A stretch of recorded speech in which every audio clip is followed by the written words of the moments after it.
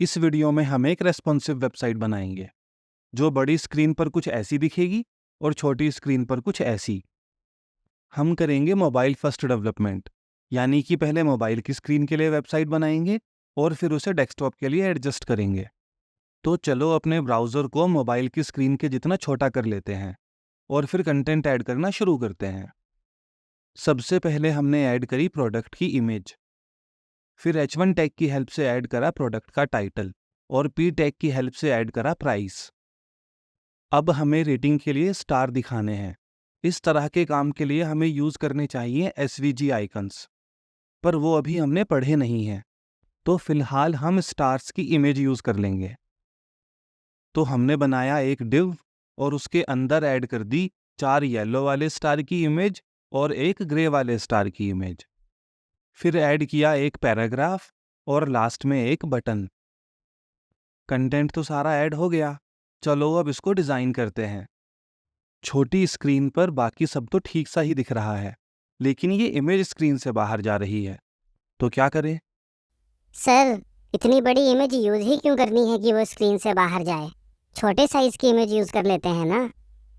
बेटा टिल्लू, तब की भी तो सोचो जब कोई हमारी वेबसाइट बड़ी स्क्रीन पर ओपन करेगा।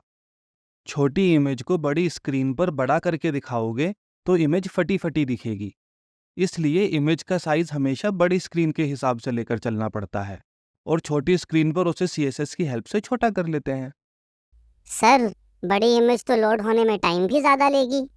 क्या ऐसा कोई तरीका नहीं है कि बड़ी इमेज तभी लोड हो जब सचमुच में उसकी जरूरत हो? यानी छोटी स्क्रीन पे छोटे साइज की इमेज लोड हो और बड़ी स्क्रीन पे बड़े साइज की। हाँ, बिल्कुल किया जा सकता है। इमेज टैग पे src एट्रीब्यूट की जगह src सेट एट्रीब्यूट लगा के।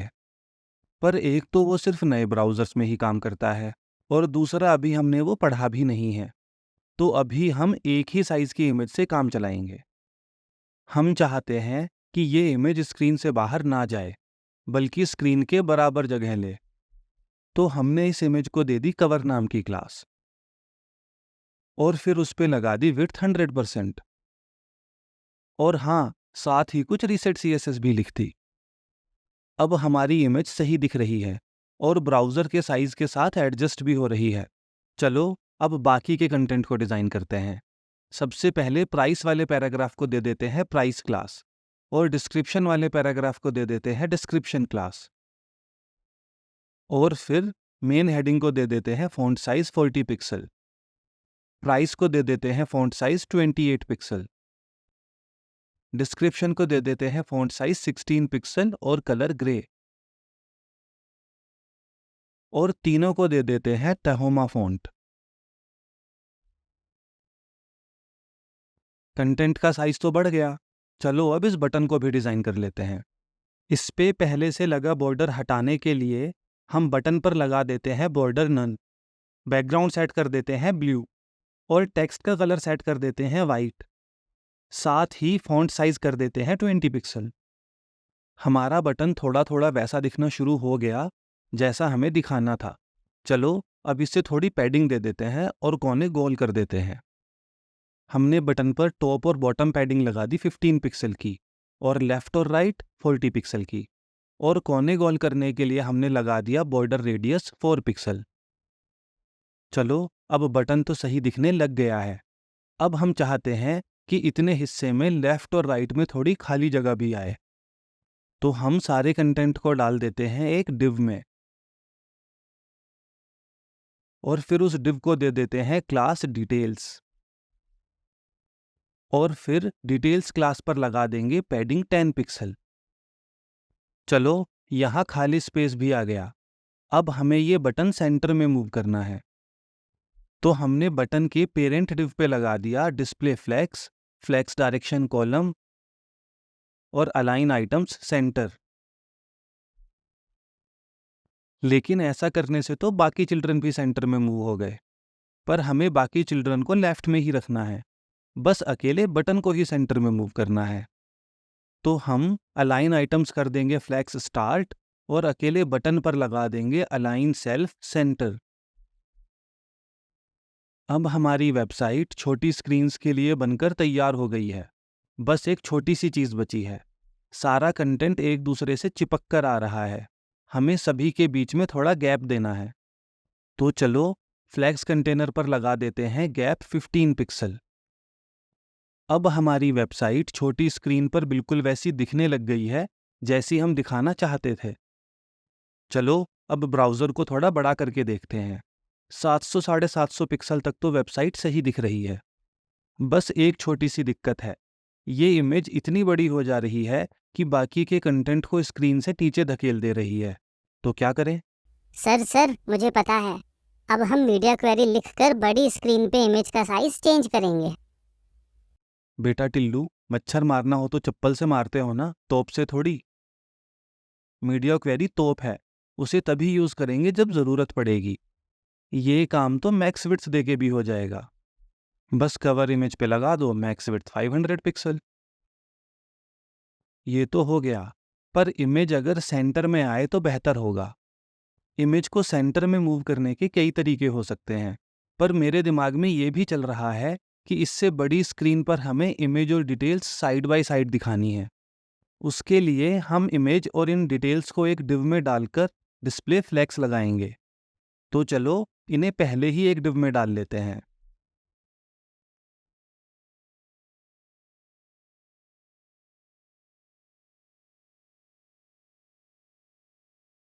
और डिव पे लगा देते हैं डिस्प्ले फ्लैक्स और फ्लैक्स डायरेक्शन कॉलम। और फिर इमेज पे लगा देते हैं अलाइन सेल्फ सेंटर।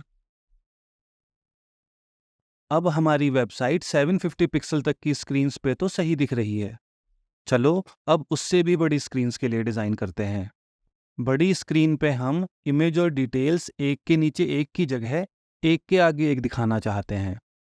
तो हम मिन विड्थ 750 पिक्सल के लिए एक मीडिया क्वेरी लिखेंगे और उसमें प्रोडक्ट वाले डिव का फ्लैक्स डायरेक्शन सेट कर देंगे रो। अब हमारी वेबसाइट कुछ ऐसी दिख रही है, पर मान लो हम चाहते हैं कि डिटेल्स पहले आएं और इमेज बाद में, तो क्या करें? सर सिंपल है, HTML में इमेज टैग बाद में लिख देते हैं। लेकिन हम ये भी तो चाहते हैं कि छोटी स्क्रीन पे इमेज ही ऊपर आए, इसलिए HTML में तो चेंज नहीं कर सकते। तो हम फ्लैक्स का डायरेक्शन रो की जगह रो रिवर्स कर देंगे। अब हमारी वेबसाइट ऐसी दिख रही है। अभी इमेज ज़्यादा जगह ले रही है और डिटेल्स कम। ये दिखने में अच्छा नहीं लग रहा। हम चाहते हैं कि इमेज 40% जगह ले और डिटेल्स 60%। तो हम इमेज पर लगा देंगे विड्थ 40% और डिटेल्स पर लगा देंगे विड्थ 60%। अब सही है। चलो अब एक चेंज और करते हैं। क्योंकि हमारे पास जगह है तो क्यों ना इस पूरे के चारों तरफ एक बॉर्डर लगा दें और थोड़ी खाली जगह भी ऐड कर दें। चलो करते हैं। बॉर्डर लगा देते हैं 2 pixel solid grey. Border radius set कर देते हैं 20 पिक्सल। पैडिंग लगा देते हैं 30 पिक्सल और मार्जिन 10 पिक्सल। अति सुंदर। अब बस एक छोटा सा काम और बचा है। इस बटन को सेंटर की जगह लेफ्ट साइड में मूव करना है। तो इस पे लगा देते हैं अलाइन सेल्फ फ्लैक्स स्टार्ट। चलो ये भी हो गया। लेकिन जब बड़ी स्क्रीन पे जगह है तो क्यों ना उसका पूरा यूज़ किया जाए और यूज़र को प्रोडक्ट की 2-4 इमेजेस और दिखाई जाएं। हम कवर इमेज के नीचे 4 छोटी छोटी इमेजेस और दिखाना चाहते हैं। यानी हमें HTML में 4 इमेज टैग और ऐड करने होंगे। लेकिन सवाल है कि HTML में किस जगह लिखें ये नए टैग्स। चलो पहले अभी तक का HTML स्ट्रक्चर समझते हैं। अभी हमारी वेबसाइट पे एक प्रोडक्ट क्लास वाला डिव है, उसके अंदर एक डिटेल क्लास वाला डिव है और एक इमेज है। अब हम एक इमेजेस नाम का डिव बनाकर इमेज को उस डिव के अंदर मूव कर देंगे। फिर उस डिव के अंदर थंबनेल्स नाम का एक नया डिव ऐड करेंगे और उसमें चारों इमेजेस डाल देंगे। अंग्रेजी में इस तरह की छोटी छोटी इमेजेस को थंबनेल कहते हैं, इसीलिए इस डिव का नाम हमने थंबनेल्स रखा है। नाम अपनी मर्जी से कुछ भी रखो, लेकिन ये समझ आना बहुत ज़रूरी है कि कहाँ कहाँ डिव लगाने की ज़रूरत है। और सर ये समझ आएगा कैसे? प्रैक्टिस से मुन्ना, प्रैक्टिस से। शुरू शुरू में भले ही थोड़ा मुश्किल लगे, पर मुश्किल है नहीं। वीडियोस के बाद जो असाइनमेंट्स दिए जाते हैं, बस वो बनाते जाओ, धीरे धीरे अपने आप दिमाग की बत्ती जलने लगेगी। चलो कोड लिखना शुरू करते हैं। हमने डिव ऐड किया और इमेज को उस डिव में मूव कर दिया।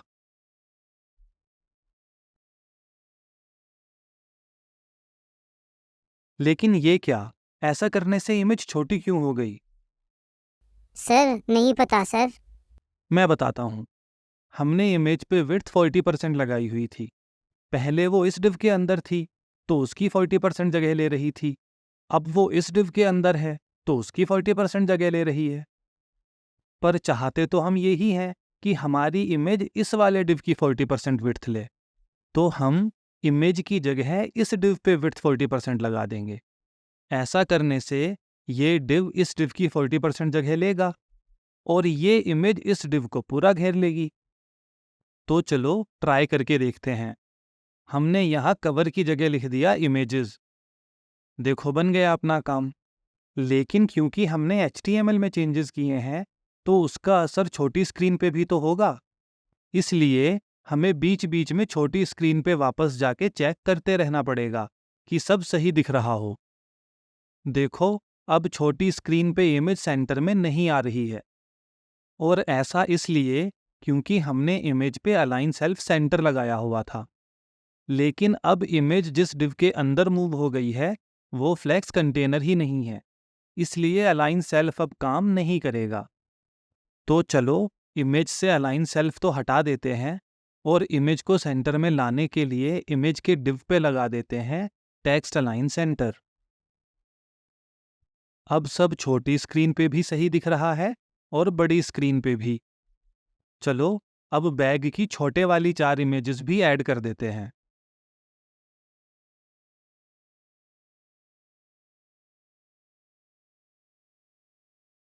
इमेजेस ऐड तो हो गई, पर हमें तो इमेजेस एक के आगे एक दिखानी है। तो हम थंबनेल्स वाले डिव पर लगा देंगे डिस्प्ले फ्लैक्स और गैप 5 पिक्सल। पर इमेजेस तो ओवरफ्लो हो रही हैं, तो क्या करें? सर इमेजेस पे फ्लैक्स श्रिंक लगा देते हैं ताकि जगह कम पड़ने पर वो छोटी हो जाएं। फ्लैक्स श्रिंक तो बाय डिफ़ॉल्ट ही 1 होता है। तो सवाल ये है कि फ्लैक्स श्रिंक काम क्यों नहीं कर रहा? इसलिए क्योंकि फ्लैक्स श्रिंक इमेजेस को उनके ओरिजिनल साइज से छोटा नहीं करता। लेकिन अगर हम चाहते हैं कि फ्लैक्स श्रिंक इमेजेस को उनके ओरिजिनल साइज से भी छोटा कर पाए, तो हमें इमेजेस पे लगाना होगा मिन विड्थ 0। अब फ्लैक्स श्रिंक ज़रूरत पड़ने पर इमेजेस को 0 तक भी छोटा कर सकता है। अब सही है, लेकिन अब ये इमेजेस छोटी स्क्रीन पे भी तो दिखेंगी, पर वहाँ तो हम ये एक्स्ट्रा इमेजेस नहीं दिखाना चाहते।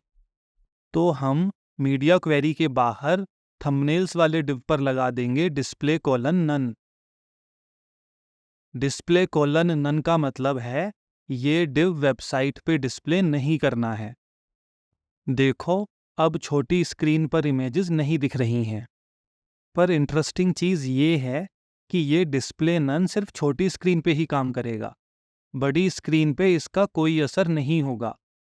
और ऐसा इसलिए क्योंकि बड़ी स्क्रीन की मीडिया क्वेरी में हमने थंबनेल्स वाले डिव पे डिस्प्ले फ्लैक्स सेट किया हुआ है, और क्योंकि वो रूल सेट बाद में लिखा हुआ है, तो बड़ी स्क्रीन पे वो ही काम करेगा। देखो, बड़ी स्क्रीन पे अभी भी इमेजेस दिख रही हैं। चलो ये तो हो गया, लेकिन और भी बड़ी स्क्रीन पे पैराग्राफ बहुत लंबा दिख रहा है। नीचे इतनी जगह खाली पड़ी है, इससे अच्छा तो थोड़ी जगह लेफ्ट राइट में छोड़ दो। तो चलो प्रोडक्ट डिव पे लगा देते हैं मैक्स विड्थ 1000 पिक्सल। लेकिन ये रूल मीडिया क्वेरी के अंदर लिखना ज़रूरी नहीं है, क्योंकि ये अगर छोटी स्क्रीन पे भी अप्लाई होगा तो कोई नुकसान नहीं है। इसलिए ये रूल हम मीडिया क्वेरी से हटाकर यहाँ भी लिख सकते हैं। देखो, अब ब्राउज़र का साइज़ बढ़ाने पर ये डब्बा बड़ा तो हो रहा है, लेकिन 1000 पिक्सल पे जाके रुक जा रहा है। लेकिन अगर ये डब्बा सेंटर में आए तो ज़्यादा अच्छा लगेगा। ऐसा करने का एक तरीका तो ये है कि इस div के पेरेंट पे डिस्प्ले फ्लैग्स लगाकर उसकी हेल्प से इसे सेंटर में लेके आओ। लेकिन एक तरीका और भी है, इस पे लगा दो मार्जिन ऑटो। मार्जिन ऑटो का मतलब ये है कि जितनी जगह खाली बची है उसका आधा स्पेस लेफ्ट मार्जिन में पहुंचा दो और आधा राइट मार्जिन में। तो यानी एलिमेंट अपने आप सेंटर में आ जाएगा। लेकिन ध्यान रहे कि margin auto bus horizontal direction में ही काम करता है। देखो, हमारा डब्बा सेंटर में आ गया, लेकिन एक नई प्रॉब्लम हो गई है। हमने 10 पिक्सल की जगह ऑटो लिखा तो ऊपर जो 10 पिक्सल की मार्जिन थी वो हट गई, इसलिए अब डिव ऊपर चिपक कर आ रहा है। इसे फिक्स करने के लिए हम यहाँ लिख देंगे 10 पिक्सल। अब लेफ्ट और राइट की मार्जिन तो ऑटो ही रहेगी, पर टॉप और बॉटम की मार्जिन फिर से 10 पिक्सल हो जाएगी। देखो, अब ऊपर स्पेस आ रहा है, लेकिन एक प्रॉब्लम अभी भी है। छोटी स्क्रीन पे डब्बा लेफ्ट और राइट से चिपक कर आएगा, क्योंकि मार्जिन ऑटो के पास लेफ्ट और राइट में ऐड करने को खाली जगह ही नहीं होगी। इसलिए एक काम करते हैं, मार्जिन को ऑटो ही रहने देते हैं और जो जगह हमें ऐड करनी है वो ऐड कर देते हैं इसके पेरेंट को पैडिंग देके। और इसका पेरेंट कौन है? Body tag. तो बॉडी पे हमने लगा दी पैडिंग 10 पिक्सल। वैसे तो अब हमारी वेबसाइट हर साइज की स्क्रीन पे सही दिख रही है, लेकिन हम चाहें तो छोटे मोटे सुधार और कर सकते हैं, जैसे कि बड़ी स्क्रीन्स पे फ़ॉन्ट साइज थोड़ा बढ़ा दें। चलो करते हैं। हम एक मीडिया क्वेरी और लिख लेते हैं 900 पिक्सल से बड़ी स्क्रीन्स के लिए, और उसके अंदर H1 पे लगा देते हैं फ़ॉन्ट साइज 50 पिक्सल, प्राइस पे फ़ॉन्ट साइज 35 पिक्सल और डिस्क्रिप्शन पे फ़ॉन्ट साइज 20 पिक्सल।